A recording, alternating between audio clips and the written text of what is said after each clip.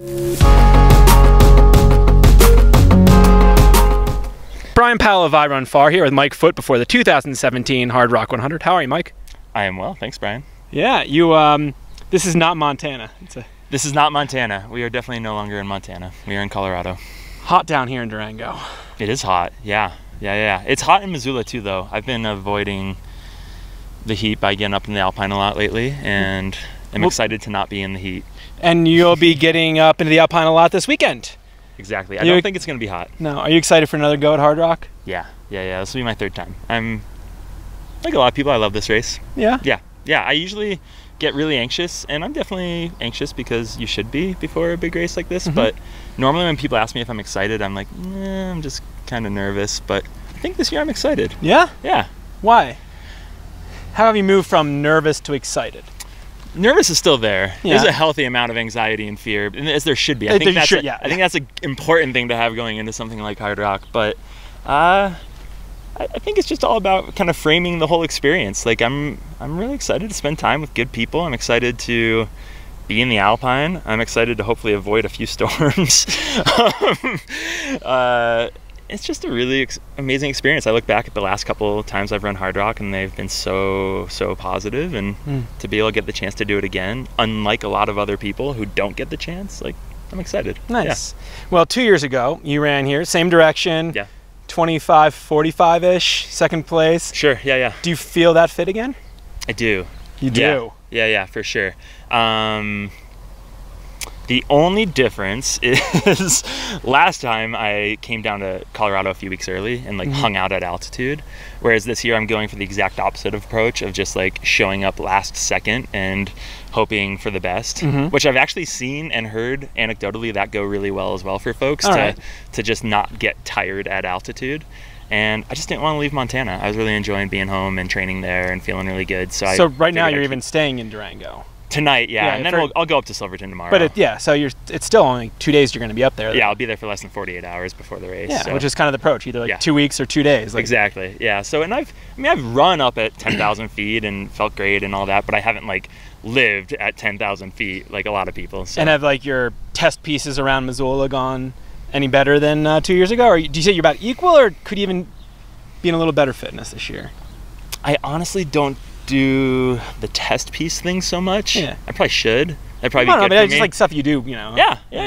To be honest, my process has just been so different compared to 2 years ago. 2 years ago, I was working with Jason Coop and doing a lot of shorter, harder workouts coming into this and doing all that and lots of VO2 max work. And this year's been kind of longer workouts and less frequent.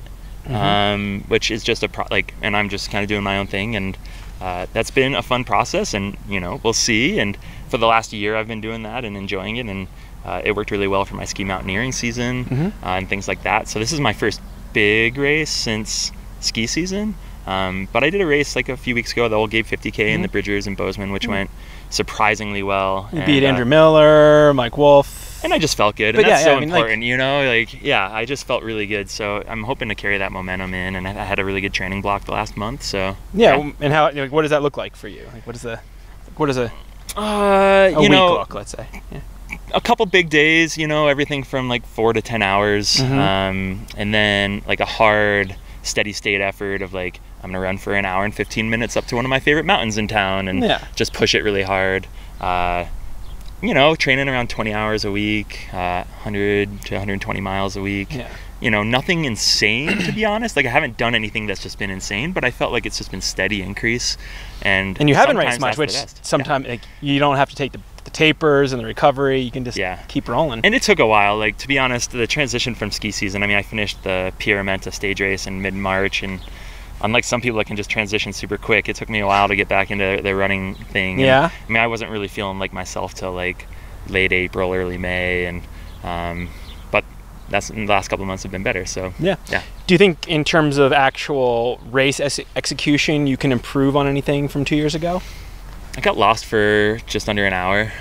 That's a good way to take an hour off of your time. Yeah, okay. So trying to upload a GPX track to my watch, things like that. Where did you get lost? Coming out of Telluride up to Oscars. The Wasatch Basin fiasco? Yeah. Okay. We all, everybody got lost. Yeah. So I'm looking forward to not getting lost. I'm really looking forward to that. I go out really conservatively always in races. All my best races have been that way, so I'll probably do a similar thing this year. I don't ever think you can go out too conservatively in a race like Hardrock, and it's so important to feel good in the latter half. So I'll probably, not be trying to mix it up front, but do my thing. And I'm not going to be hanging on Killian's shoulder. That's never really my plan anyways. No, it's Let's not. be honest here. Yeah. But I think it's just really important to just mentally not get worked over by weather and things like that, because we'll probably get stormed on a few times and they'll probably wear us down, and just kind of roll with it. Just do you feel that way about the race in its entirety? Because you can, try to push and fight and race the whole way, or do you specifically try not to do that for a while? I try not to do that for a while, at least in hundreds. I keep going back to ski races, but they're short and intense, and you just go out and hold on for dear life for a couple hours, and that's fun. But that approach will not work for me at Hardrock. So at Telluride, you still have many hours to go. Even though the distance might seem short, you have hours. So if I can feel really good in the latter half of the race, I want to roll. Setting myself up for that success will be huge. Yeah. And who's rolling with you? Who's your crew and pacers this year? So I got my girlfriend Katie's gonna be here crewing me, and then Luke Nelson's gonna pace me from Telluride. He's coming down from Pocatello, and will be hopefully some good support for me. Yeah. Nice. Yeah. Seems like a good crew. Yeah, totally. All right. Well, best of luck out there, Foote. Thanks, Brian. Enjoy. Yeah, of course.